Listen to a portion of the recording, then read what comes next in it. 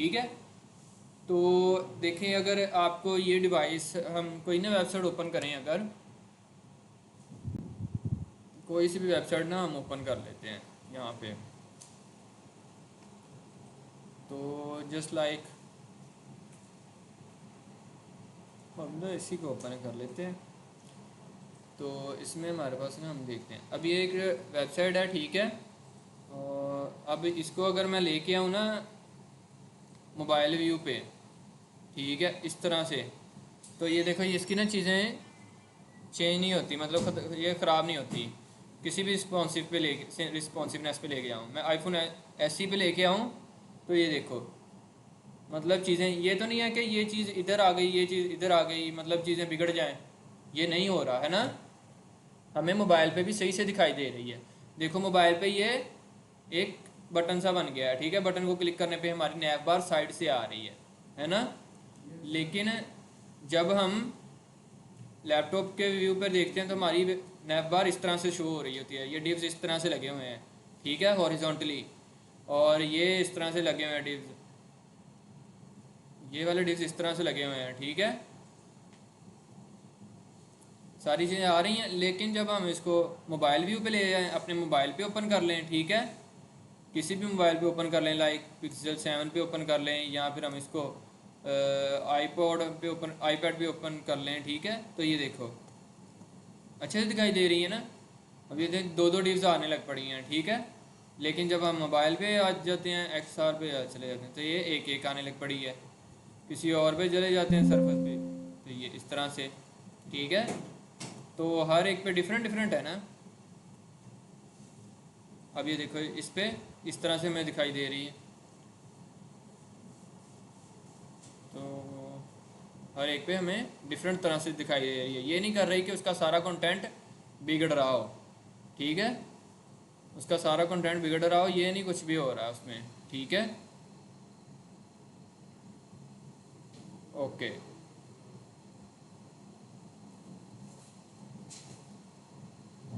तो यही चीज़ें हम मीडिया क्यूरी के थ्रू करते हैं। तो अब मैं चार्जर लगा लूँ इसका।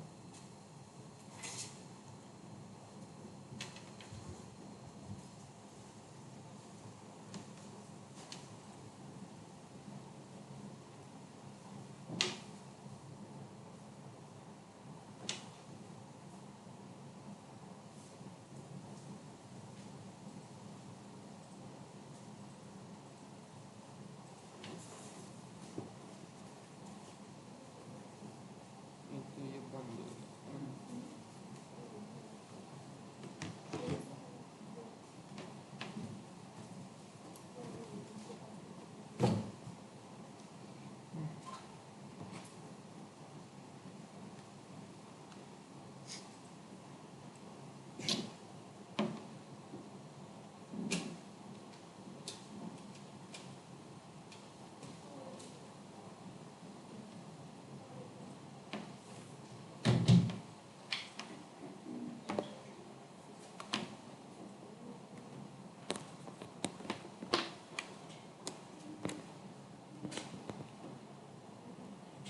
अच्छा, चलो, तो अभी हम आते हैं, हमने देखना है कि मीडिया क्यूरी हम किस तरह से लगाते हैं, ठीक है। हम ऐसे करते हैं कि यहाँ पे ना एक कंटेनर नेम से डिव बना लेते हैं, और 4 डिव्स बना लेते हैं बॉक्स नेम से, ठीक है, उसके अंदर। अब यहाँ पे हम क्या करते हैं, हम उसके अंदर लिख लेते हैं बॉक्स, हर एक को दे देते हैं बॉक्स 1, बॉक्स 2, बॉक्स 3, हर एक को दे देते हैं, ठीक है, 4। और हम यहाँ पे मतलब इसको बॉक्स 1, 2, 3, 4 दे के यहाँ पे एक सेम डिव दे लेते हैं हम, मतलब सेम क्लास दे लेते हैं, और एक क्लास डिफरेंट हो गई, ठीक है। हम स्टाइल में आते हैं, डॉट कंटेनर लिखते हैं, स्टाइल कर देते हैं, ठीक है। और यहाँ पे स्टाइल टैग दे के ना फिर करेंगे, ठीक है।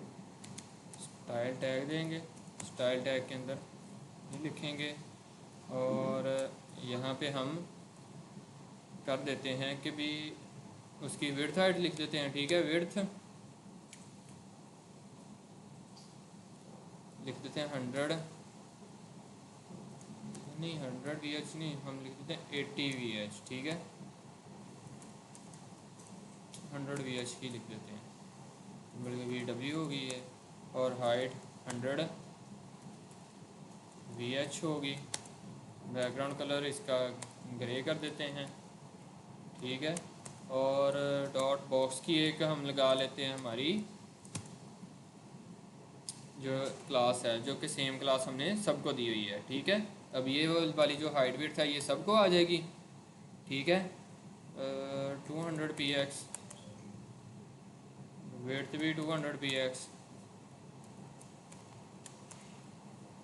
तो यहाँ पे ना हम क्या करते हैं, बैकग्राउंड कलर भी दे देते हैं, बैकग्राउंड कलर एक्वा। अब इसको अगर हम रन करें तो रन करने से हमारे पास इस तरह से ना ये दिखाई दे रही हैं, ठीक है। हम यहाँ पे इसके दरमियान ना गैप दे लेते हैं, गैप की प्रॉपर्टी दे लेते हैं 10 px। इसको डिस्प्ले फ्लैक्स भी कर देते हैं, डिस्प्ले फ्लैक्स, ओके। अब इसको मैं 100 कर देता हूँ,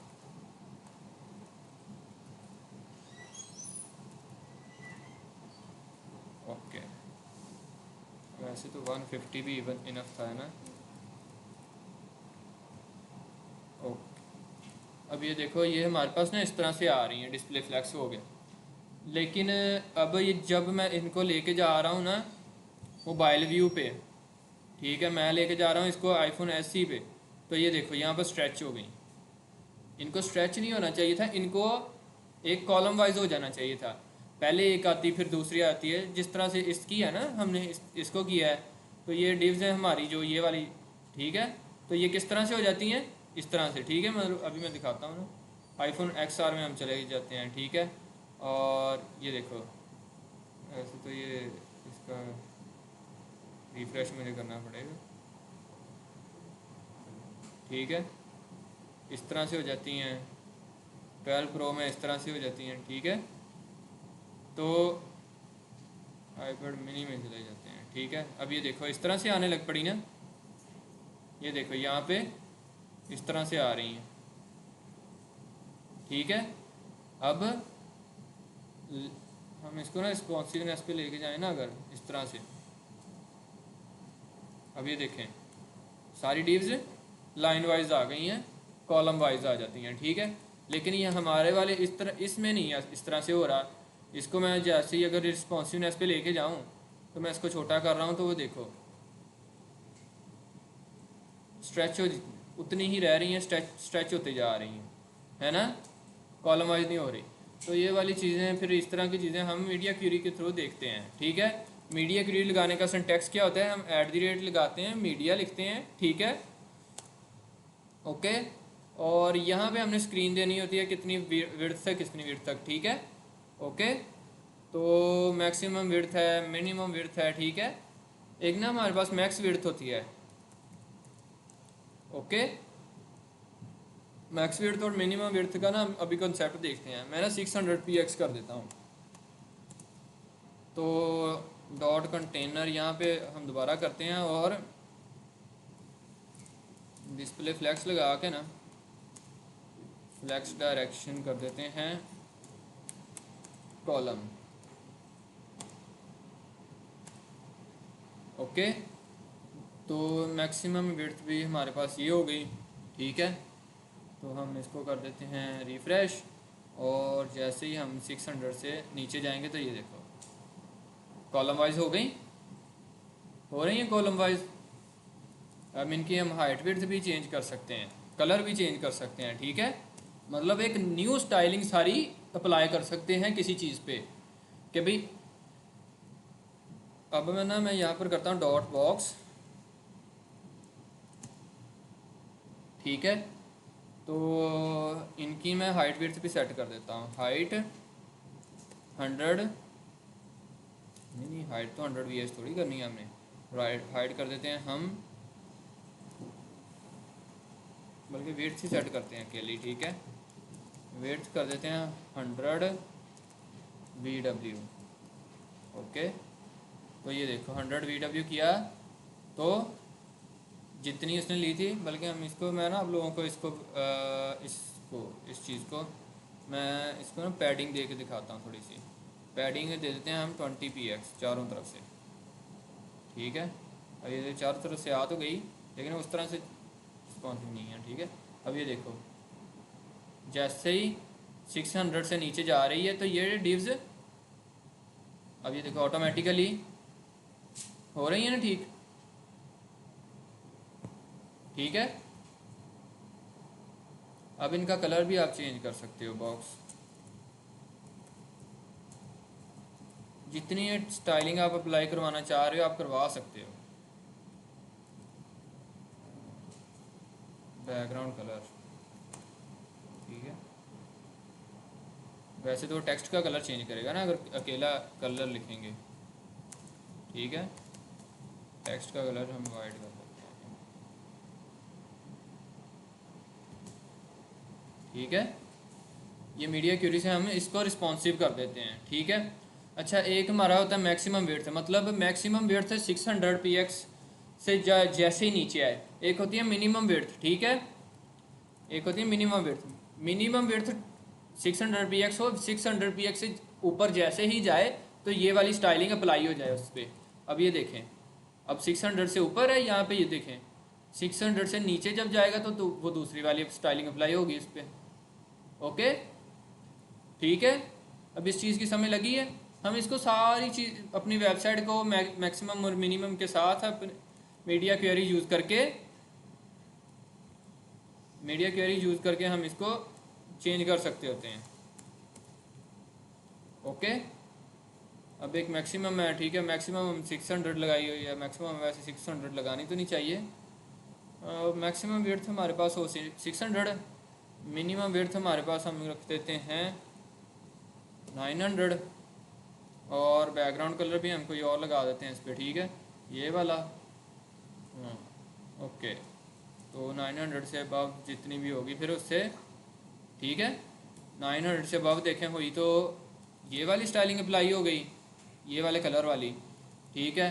600 से 900 से जैसे ही नीचे जाएगी तो उसकी ओरिजिनल, अब वो 600 से नीचे जाएगी तो, ठीक है, चीज़ें पता चली,